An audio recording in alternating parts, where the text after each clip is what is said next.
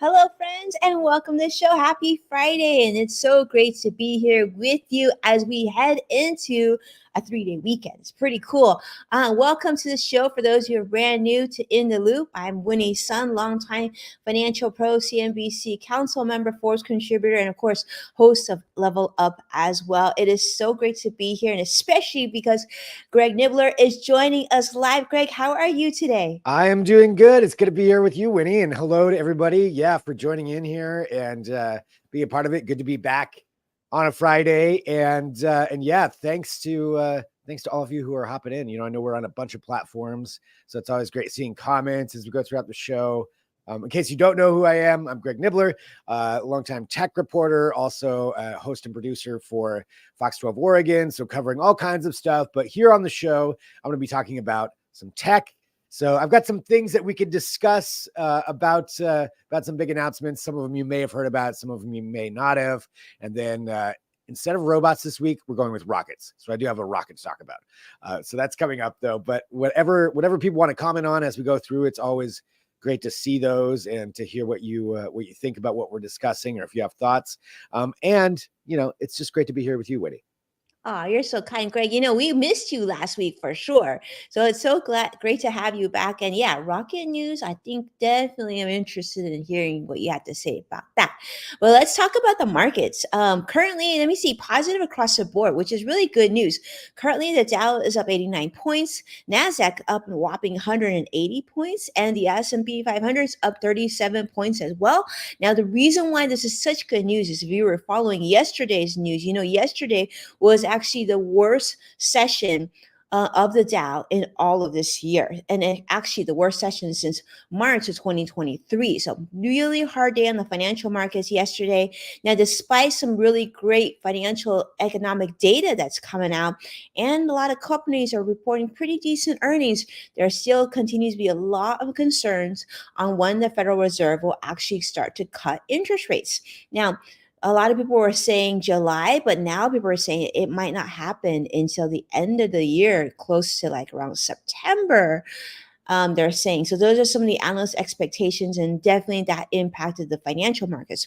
And in fact, if you've been paying attention to the financial news, there's been a lot of humdrum, like bad news. People are some of the biggest people like Jamie Dimon and whatnot are just telling us that it's not the possibility of a correction and is pretty severe. So that being said, we're going to move on because I have a lot that I want to share with you currently on the realm of AI.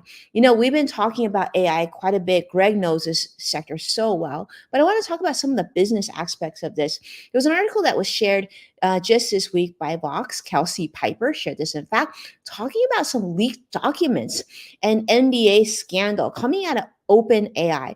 Now, Greg, I know you are very familiar with OpenAI, but did you know that some of these employees who are departing the company were actually pressured to sign very tough, ugly NDAs or risk losing their vested equity, which is like quite uncommon in California, here in Silicon Valley.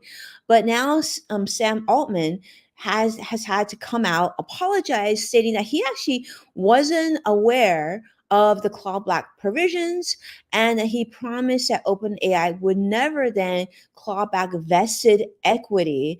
That's a big no-no, despite the fact that the documents indicated that this might happen.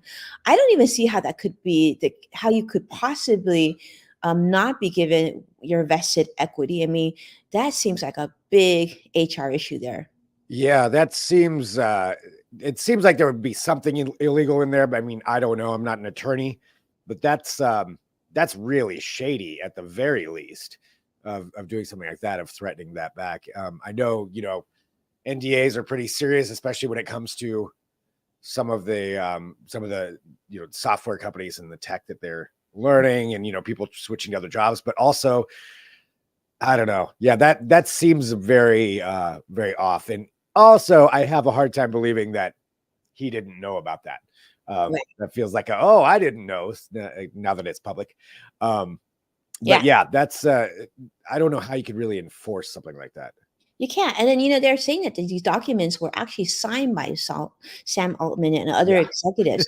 And that's the thing is like when it comes to employee equity, which is could be in stock or could should be, vested like options, that's a heavily regulated industry. I know I actually was part of it for many, many years, but I just can't see. But employees who, especially younger employees who aren't familiar with their rights as employees could yeah, have been pressured to sign these NDAs, which is the case. So employment law experts are really saying this is a big no-no. But yeah, that's in the realm of OpenAI, not so good. Um, yeah, but speaking of things that are not so good, I wanted to talk about something else. I don't know if you heard, but Elon Musk had talked about in the news recently about how AI technology was going to make it so that our jobs that you and I do, Greg, like not just our jobs, but jobs in general of everybody's jobs, will then just be hobbies because AI is going to take over and just do everything. Yeah. yeah. I mean, I've definitely seen. I saw what he was talking about with that, and you know, it, that's the worry, right? That's the worry when it comes to AI is that it Mhm. is going to end up taking our jobs. I actually got to talk about a little bit about that too in my segment for part of that. But yeah, it's changing so fast. I think it's really hard to say what exactly is going to happen. There's also people saying that, AI is not going to take all of our jobs, but someone who knows how to utilize AI may take your job. Yeah. And that's the other issue is do you have to just, fully invest in it and get up to speed on it, or just accept the fact that AI may take over a lot of what we do? Or will it just be a great tool to free up time for all of us? I don't know. I think with how quickly things are changing, it's hard to completely anticipate exactly what's going to happen, but there's no doubt it's going to be making some major changes to everything soon. I mean, it already is, Yeah. right? We're seeing AI in everything now. And I think once people start to hone it and once it gets to maybe not this iteration, but the next iteration, Mhm. I think things are going to start changing pretty quick. Yeah, I think so too. I mean, thinking of things that are changing pretty quick and making big news. In fact, the Department of Justice, this is also news that coming out this week, is talking about how they're suing Live Nation over their monopoly. As you know, Live Nation, a lot of sporting events, music events, live events. They're saying that Live Nation has such a monopoly and it's hurting consumers and violating antitrust laws. In fact, Live Nation, which manages over 400 artists, controls, they're saying, about 60% of concert promotion and dominates ticketing markets through Ticketmaster, which holds dominates the ticketing market through Ticketmaster, which holds 80% of major concert venue ticketing. So this is a big thing too. Talking about not being okay. Attorney General Merrick Garland is stating that Live Nation's practices do lead to higher costs for fans and actually fewer opportunities for artists on terms of where to sell their tickets and limited choices for venues and promoters and whatnot. So this is also a big one. They're saying the controversy over Ticketmaster's dominance actually was really highlighted when they botched Taylor Swift's ticket sales in 2022, which prompted a Senate hearing and increased scrutiny. Once again, the Taylor Swift effect is truly powerful and active as well. So that's another one that's happening, and that's been Biden administration's antitrust action. So hopefully that'll help us as well. But I don't know. I mean, talk about changes, talking about not only AI, but now making sure that things are more fair and there's more competition so that it betters Americans and probably people outside of our borders as well. But the last sort of share that I want to do is to really talk a little bit about travel because, as many of you know, it's a 3-day weekend coming up starting tomorrow, and that means it's Memorial Day weekend. And so many of you may be traveling, and there was a story that came out on USA Today talking about, once again, record travel numbers. of 44 million people who are expected to travel over this long weekend, which is the highest in almost 20 years, which just kind of gives us an idea of how busy this summer travel season is going to be. So, to give you an idea, they're expecting 3.5 people to fly, and nearly 2 million people are going to use transportation such as buses, cruises, and trains, but 38 million of us are expected to be traveling by car. So if you're going to be traveling by car, just plan and just be patient. I mean, it looks like I see a lot of numbers coming out of AAA. If you're not sure like where to go to AAA's website. They're talking about the best hours of travel. Most of them aren't hours that you're probably going to want to travel at, but that's going to be a little bit better. But before I teed off to Greg, I had to share something that I thought was so much fun. And this is Bark Air. Now, I feel like Bark Air is just so fun because they're just sharing their news coming out. So Bark Air has now started at Van Nuys Airport here in Southern California and offering pet owners like Greg an very special experience to travel with your pet. Now, you may know that, many airlines do allow animals to travel, but sometimes the animal needs to be in a crate or a cage, and it's just like limitations. And of course, people might give you the slant eye, like, you have a big dog. What are you doing? Well, this is to combat that. Bark Air is aviation made for pet owners, offering a unique travel experience for pet owners. This airline is catering to owners who prefer not to put their pets in these carriers or crates and allowing dogs truly to have a comfortable flying experience with their human family members. So these are private jets that Bark Air operates. Gulfstream G5 jets, by the way, which are luxurious and having special travel experiences. And you can even have what they call a white paw experience, which is premium service, including quick check-in processes, on onboard amenities. Like, what do dogs want? Like lavender scented refreshment towels and music, of course. And dogs are served water or, get this, Greg, bone broth during takeoff and landing to help with their ear pressure changes. What do you think about this? I think that's awesome. I wonder how much that's going to cost, because I don't know if I'm going to pay for my dog to get first class service when I'm not getting first class service. I mean, both, But Greg. but that would be pretty fun. I would love to go on one of these. I mean, my dog's like 100 pounds, so I don't know if there's a there's a limit. I don't think But so. I looking don't at think there's those a limit. videos, that looks pretty amazing. Yeah. So, okay. So, give you an idea of pricing since we're talking about that. Mhm. So, currently, Bark Air offers flights from New York to LA, right? And New York to London, because these are saying this, the most Wow. popular flights, right? So, if you're looking to bring your dog to London, you probably go to New York and then jump on a flight from New York to London. But here's the drum roll element. Prices do start at $6,000 for a flight to New York. But you know this will be luxurious and comforting, and your dog will never have flown this way before. I'm sure. I think Bowie might be skipping the flight to New York for this one. He might be missing that $6,000. Oh my gosh! But I mean, that is, there's going to be enough people that'll probably it'll work at least to LA to New York. I don't know about going to London. How many people fly with their dogs to London? I That guess seems a kind of, lot, right? I mean, yeah, yeah. That also seems like if you're going there for vacation or work, that's a lot to have to it's a lot. Like involve there. But I was looking at taking the family over to Asia, right? And I was like, that's higher than the price to Asia for a human passenger. Um, right, I think even on business. So yeah, maybe I don't know, but I know there's going to be people. I know there's going to be people yeah, in LA, and I bet you there's people in New York who yep, will pay that, who will just be like, okay, that's worth it. But then my question would be this: if they're willing to pay that type of a tab, wouldn't they be able to just afford their own private jet? I don't know. right. For six, yeah, that at that price. I mean, I guess I don't know what exactly a private jet would cost from New York to LA.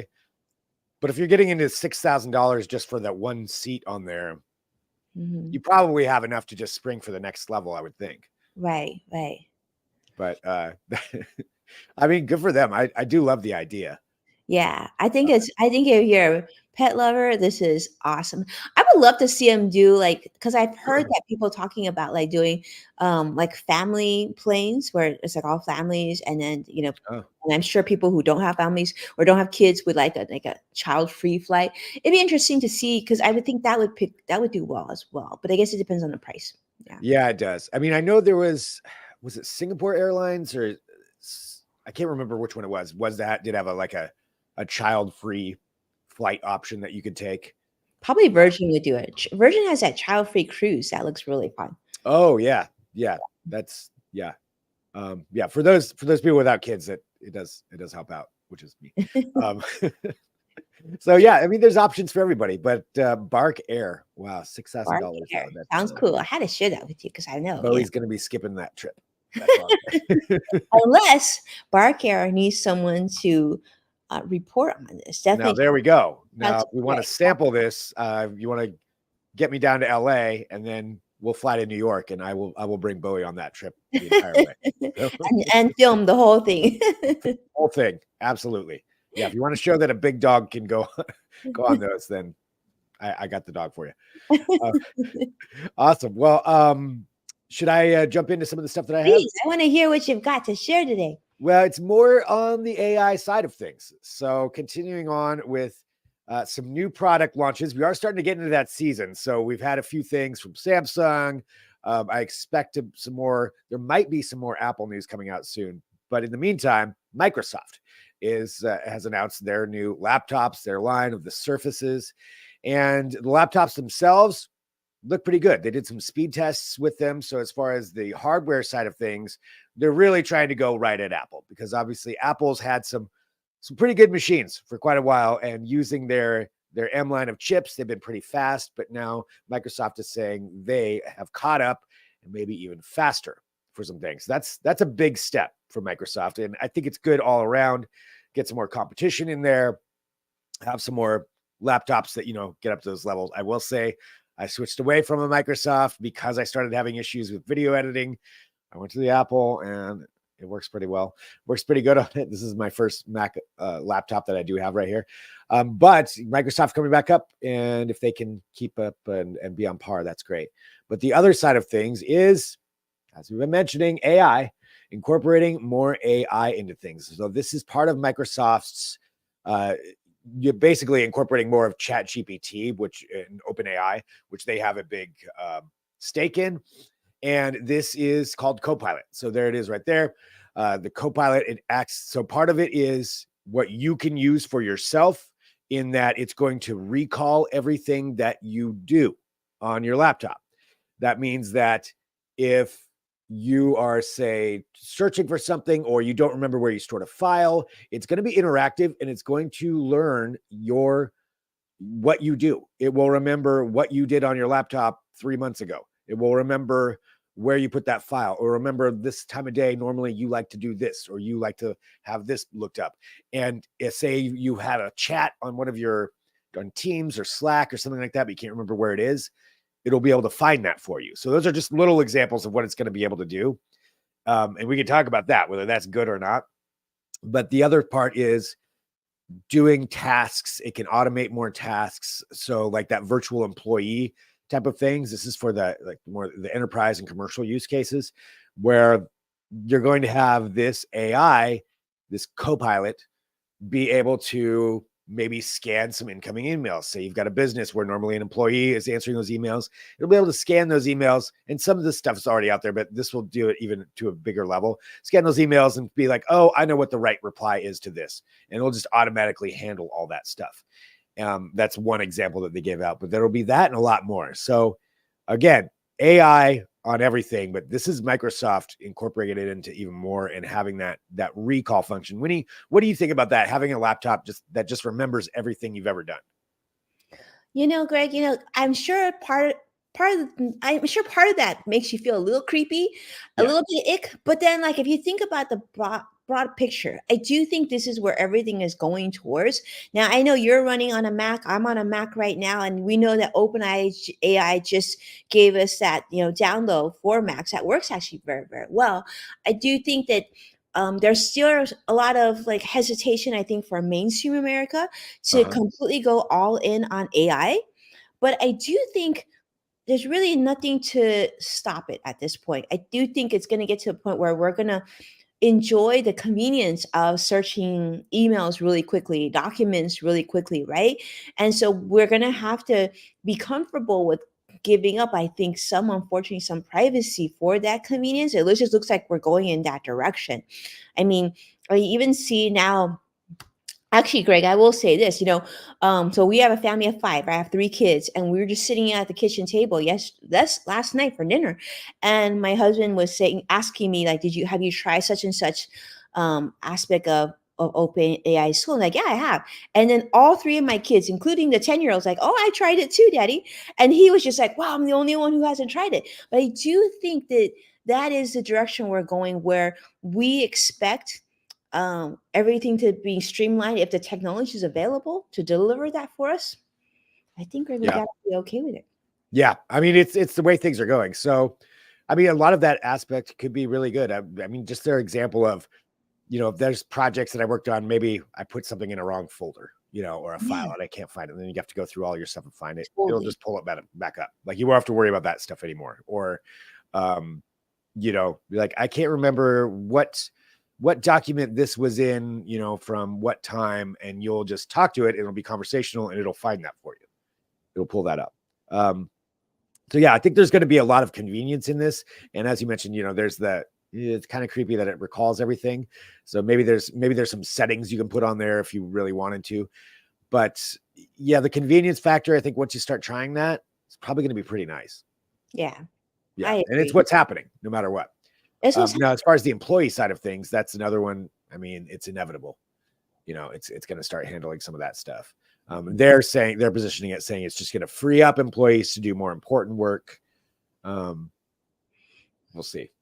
We'll see how that all I think shakes that's out. a marketing. I don't know about that. If the AI is going to eliminate a dramatic amount of jobs, I mean, Yeah. it's just the reality. And you may say that humans would do more and more important jobs, but what are those important jobs? Yeah. And there's only so many people that you need to run AI. Yep. And what about all the people that have been working for 10, 20 years? You're gonna go back to school to learn something new? I don't know that you need that many people. Yeah. Yeah, exactly. So I mean, it's going to be interesting. This is really, we're only a couple years into this and we're Mm-hmm. at the very, very, very beginning of it, but Just it's so exponentially changing that we'll have to see where it all goes. But this is the new one from Microsoft. The other part of this is it's basically they're trying to get ahead of whatever Apple's probably going to announce in September, because that they're working on something, some kind of expanded use of Siri or AI. So that's going to happen at some point. So maybe this is Microsoft just jumping ahead there. And that's part of what their whole investment was there for OpenAI. But that's the AI side of things. Let's go to still using some AI, but more focused on the human side of things as far as physical health. And it is the Amazfit Helio Ring. So this is something that was announced, I believe it was earlier this year at CES, but now it's finally rolling out. So there's a lot of rings that are out there. There's the Aura ring. Samsung's got a fitness ring. This one is from Amazfit, and you can see it right there. I do like the look of it. It does look pretty cool. But this is going to be able to track all kinds of stuff as far as health.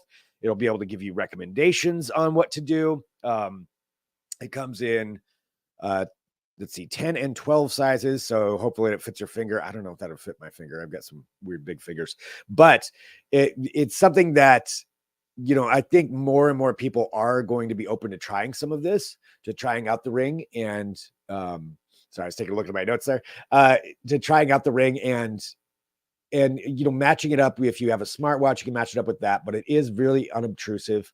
It's something that can monitor all of that health data. And that, to me, the health technology side of things, that's something that I'm always pro. Anything that can help monitor issues or catch them before it happens, before something goes on, something that can monitor your blood pressure and maybe say like, hey, you might have an issue here. You should see a doctor. I love that side of things, but also, you'll get the workout stuff. You'll get the sleep advice. So a lot of it all packed in to that ring right there. This thing is going to start off, I believe it's $299, but there's going to be, or 200, but there's a deal for $150 that you can get it for a special deal if you get it like pre-ordered. So a good price on that. But generally speaking, it does seem like all of these rings are right around that $300 range is what they're going to end up being. But Winnie, how do you feel about this kind of wearable technology? Would you wear a smart ring? I would, and I would have my husband wear one too. I Yeah. do love the I agree with you wholeheartedly. I love the features that Apple Watch has brought so far. Yeah. And I think that I think the more early detection, the better. I mean, we've all had family members that have had issues, right? And we have loved ones that we would love to be able to monitor their health. And you're right. I mean, this is very unintrusive and it looks pretty cool. But even if it were uglier, if you're able to know ahead of time, like you said, your blood Right. pressure is changing or something being off, like what would you pay for that? And 299, yeah, it's not cheap, but I think it's a lot more affordable than some of the other stuff that we've talked about on the show for sure, right? Mhm. And like you said, it's a lot easier to wear a ring than it is to wear glasses and headset and all that stuff. Yeah. Yeah. I mean, especially as long as it fits and it's right there, get all that details. Um, and I don't know specifically on this one. I know with Apples, you can pair it with a lot more health issues and have your doctor, have access to that kind of stuff. I'm all for that. Like, as long as it's obviously privacy is a huge thing in the software side of things and protecting your data and all of that. But aside from that side of things, I think being able to share that with a doctor, I mean, you go in for your appointment and they can just take a look and be like, oh, okay, here's a synopsis of your last 3 months, of, oh, what happened here? Okay, that's just an anomaly, but here's a trend, and they can just look at that data and have that Hmm. info right in front of them and know what's going on, or even if it catches some issue and it can just be an alert like, hey, something's happening here, or this is of concern. That's Get all great stuff as far as I'm concerned. That's a really great use of technology. For sure. For Yeah. sure. I love it. So Thank you for sharing that. yeah. That didn't hit my radar. Yeah. And I think there's more of those rings coming out. Samsung has theirs coming out. There's the Aura one that's been out there for a while. I'm sure Apple will at some point have I'm something sure along these Apple lines. is working on this. Yeah. Yeah. Yeah. Apple's always, generally speaking, now with tech, they wait. They wait until everybody tests out everything and sees what works and what doesn't work and what people actually like. And then they'll make something really amazing but not have to spend all the money on everybody else testing it out on the public. So it's smart. But yeah, I'm sure we'll get something from Apple along those lines as well. Okay, going from that, I have one more thing, and not robots this week, but we're going to talk about rockets. And it's another launch of Starship. So this is still continuing these test launches. And Starship is the gigantic ship that SpaceX has been working on. This is the one that's going to eventually, in their words, take people to the moon and to Mars. But a lot of work to be done on it. So they've done 3 of these launches so far. This is the biggest rocket that's, I believe, ever been made. And we'll get to watch this live.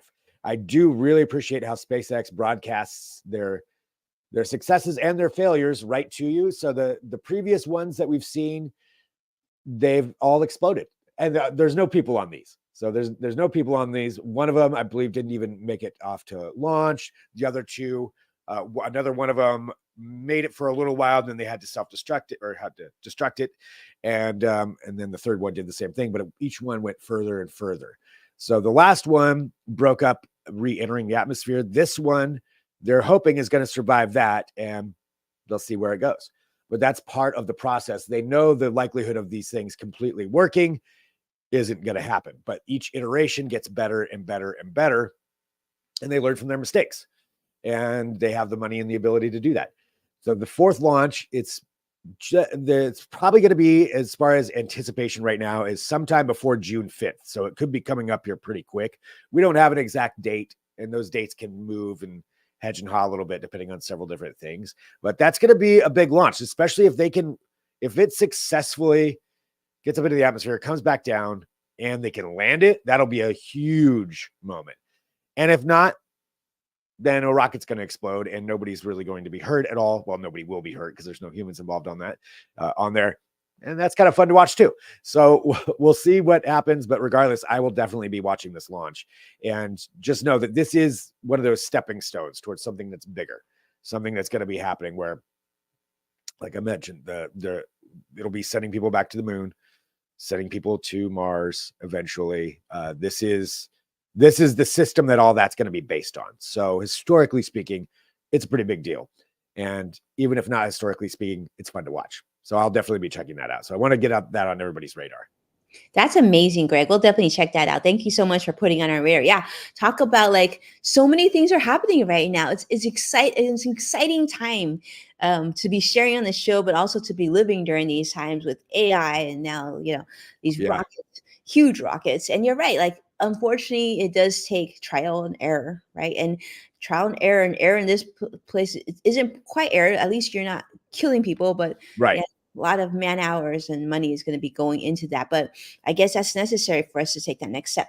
Yep. It's all a learning process, and they learn something from each one of these. They know the likelihood of it working is not, it's not great, but each time it's gotten better and better. So I'm excited to see what they've done with this fourth one.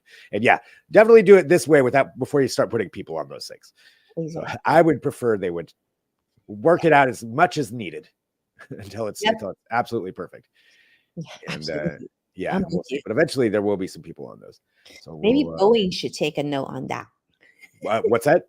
I said Boeing should take a note on that right now. Oh, yeah. They were supposed to have their launch several different times. It's been postponed, and now it's indefinitely postponed. So they were actually going to be sending people up into space, 2 astronauts, for their Starliner launch. And eventually, as far as I know, it's just indefinitely off now. Well, so because I feel like they need to get their planes in order too, and then the Boeing's having a rough one. That is for sure. Hopefully things get better. Yeah, we'll see. Sure. But that's what I've got for this week. Just wanted to share some of those things and have some discussions and find out what everybody thinks. So please, everybody, feel free to reach out to me anytime. Let me know what you think about some of these topics, or if you have something else you want to share or that we don't cover that you think is really cool, please send those links. I always appreciate getting those. Absolutely. We have a huge community joining us today live. So thanks so much for being here before the 3-day weekend. We hope you have a beautiful weekend, a safe weekend, an enjoyable one, and hopefully you get a little time to relax. And then we'll look forward to seeing you again next week for In the Loop. Yeah, absolutely. Yeah. Have a good weekend. And thank you to all the veterans out there for your service and all that. And yeah, have a good one. I guess we'll talk next week. Take care. Take care, everybody. Bye-bye. Bye.